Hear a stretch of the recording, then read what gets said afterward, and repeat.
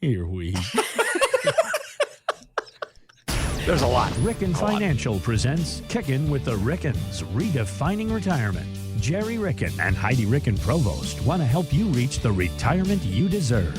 Let's build a strategy that gives you the confidence while meeting your financial wants and needs. Meet the team at rickenfinancial.com. Now, Kickin' with the Rickens.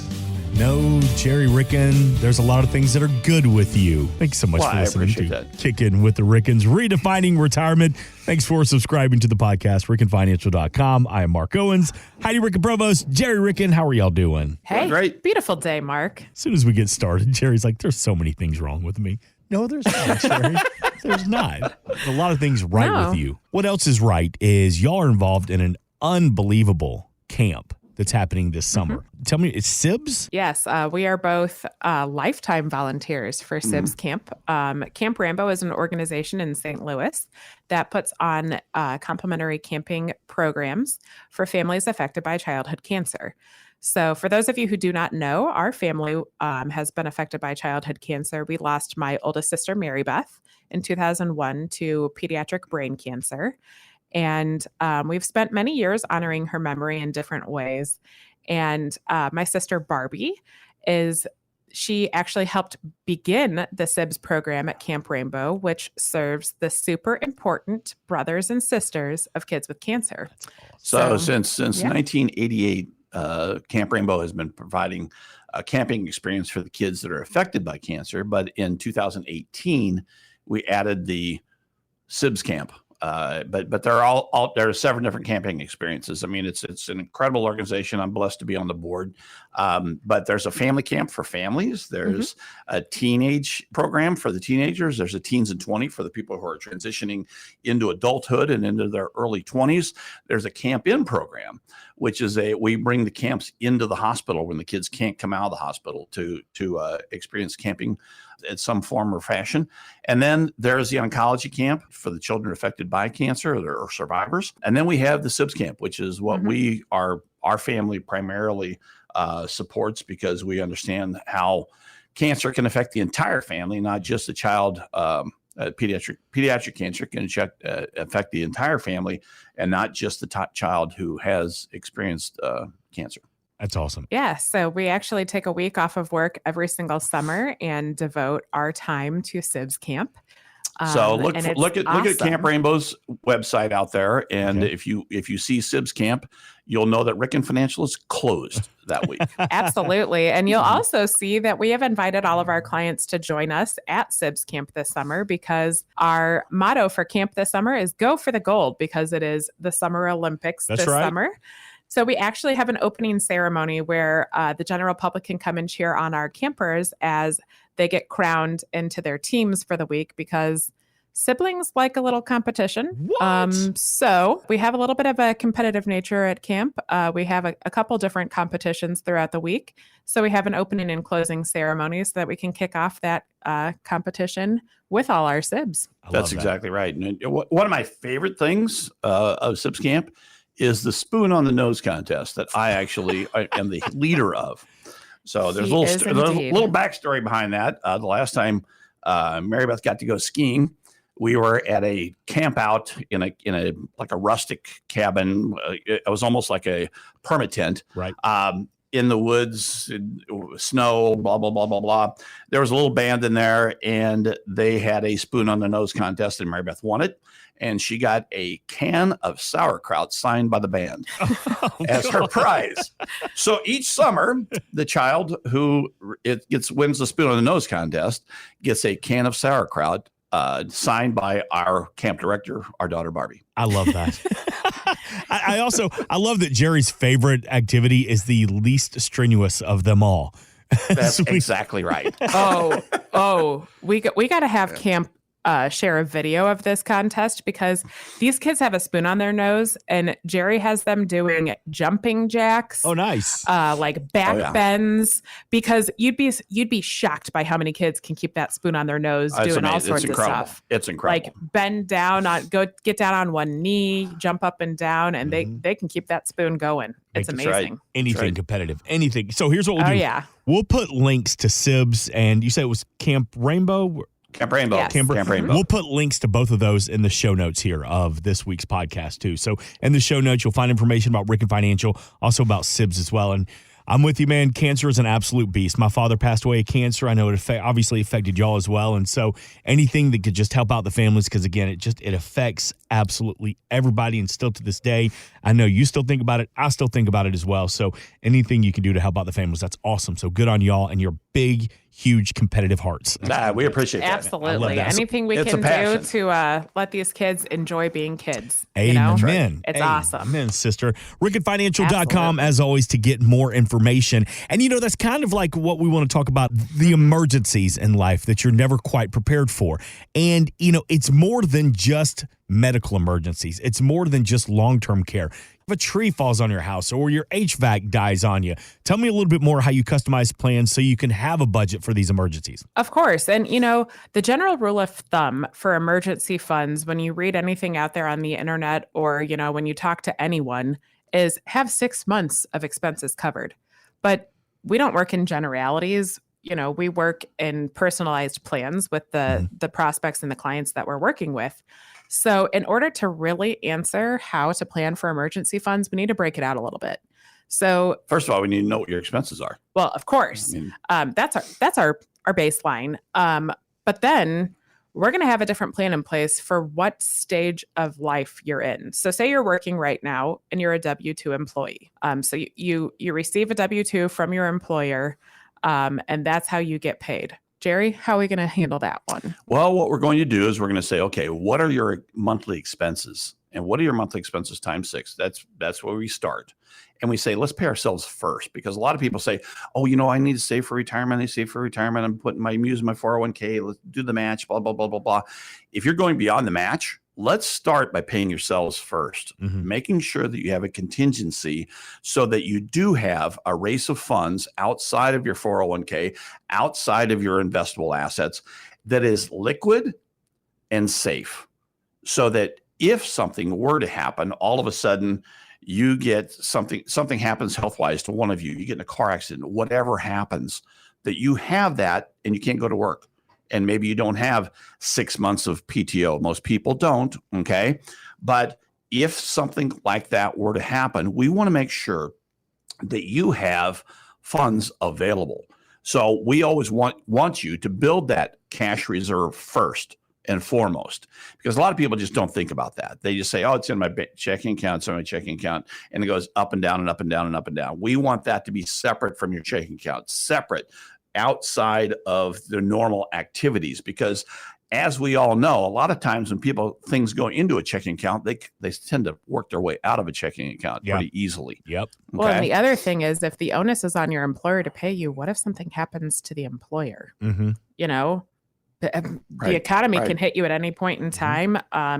We talked about risk in another episode. What if legislative risk hits the type of employer that you're working for and they can no longer pay you? Yeah. You need to make sure. Off. Yeah, exactly. If you it could take up to 6 months to get a new job. You got to make sure you have some 6 months of your household expenses ready to go to cover you in that emergency. We talk about the budget. We talk about creating that 6 months. How do you build that? Is it hard convincing people the importance of having this emergency fund? Because when we're younger, we think we're invisible. That's a great point and a great question. But the more we kind of outline experiences that we've seen and lived with some of our clients, people kind of understand the importance of it better. And, now we have a unique opportunity to share too, because we in our own practice have experienced one of those unplanned emergencies when Jerry had to have emergency surgery and was out of work for a while. And so that leads into, okay, you're working right now, but you're working for yourself. Yeah. What if you're what if you're a business owner? Yeah. How do you plan for your emergency funds then? Because that's going to be completely different from how you plan when the onus is on your employer to pay you, than when the onus is on you to pay yourself and everyone else around you. Yeah, that's a great point.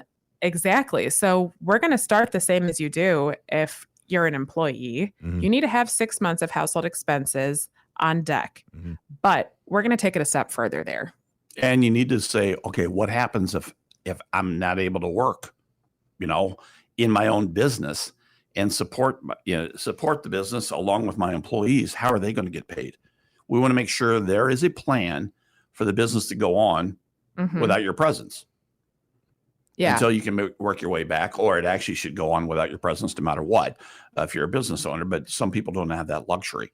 So that begins with an emergency fund for that business. I mean, your business should always have funds that can cover in case of emergencies. And it may be 3 months, it may be 6 months. If you can have 6 months on hand, that's what we suggest, because if an emergency happens, you never really know how long it's going to take to come out of that. And a lot of times in a business, you need those funds. But you have to plan for that. You have to have perhaps a line of credit at the bank that you can draw on in those cases. All those things we want to make sure that no matter what, you have a plan of some sort.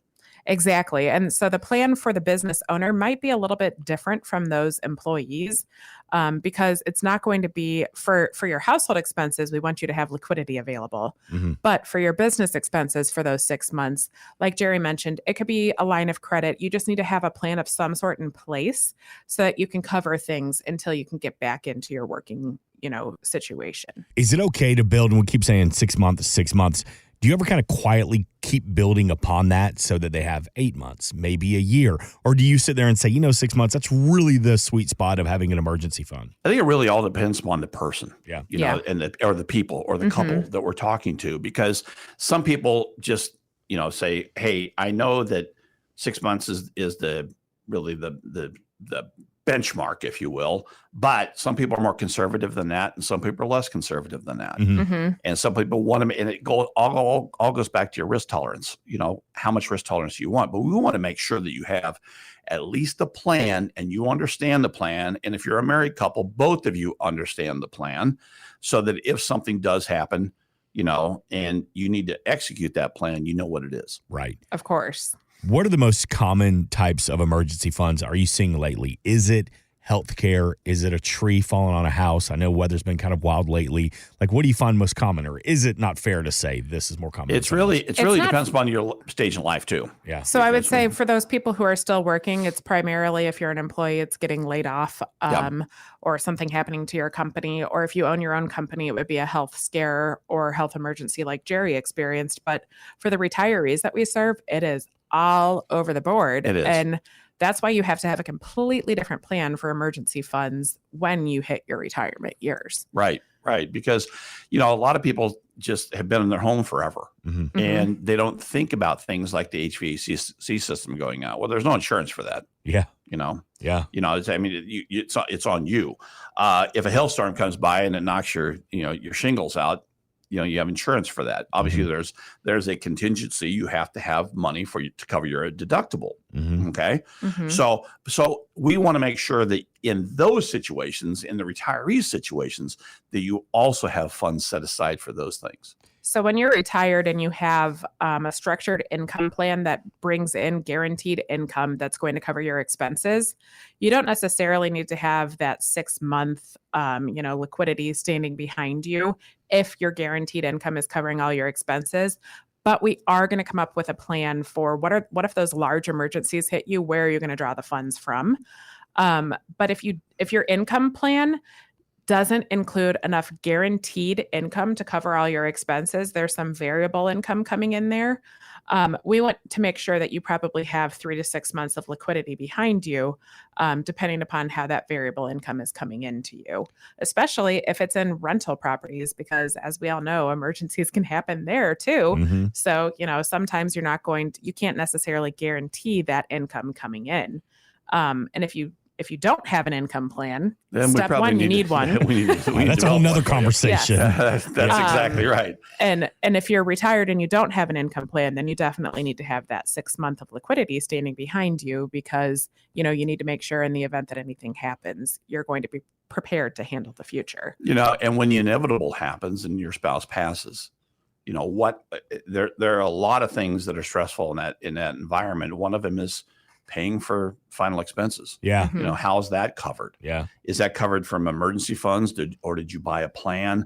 All those things. Then one of your Social Security payments goes away. So how's that money replaced? And what are your expenses? All of your expenses half your expenses don't go away when one of you leaves. Yeah. They just don't. Do you find that somebody will come in and you'll start, customizing a plan for them? You'll talk about having that emergency fund and they say, oh, no, I'm fine. I got about $25,000 in my savings account tucked away just in case money.